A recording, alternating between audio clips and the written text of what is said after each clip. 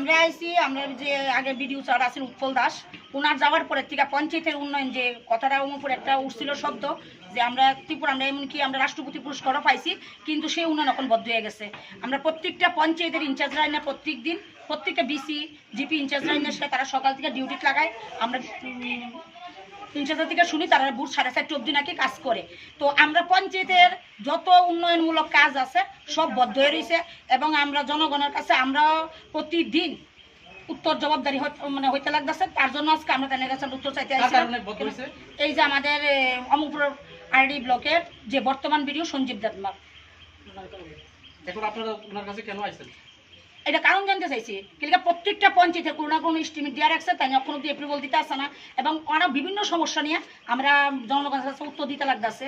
এবং এমন কিছু পঞ্চায়েত আছে 1 মাস ধরে ইনচার্জ যায় না, তাই না ব্লকে না বসাই রাখতেছে, কইতেছে তাই নিয়ে নাকি করে জিপি বিসি ইলেকশনে কাজ করা।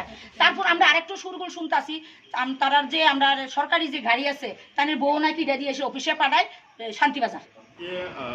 আমি বলেছিলাম যে দেখুন, আমি জয়েন করার পর কেউ যদি কোনো প্রজেক্ট অনগোয়িং থাকে আমাকে সেটার যে স্যাংশন মেমো ওয়ার্ক অর্ডার সেটা আমাকে একটু দেখাতে হবে কাউন না কাউন।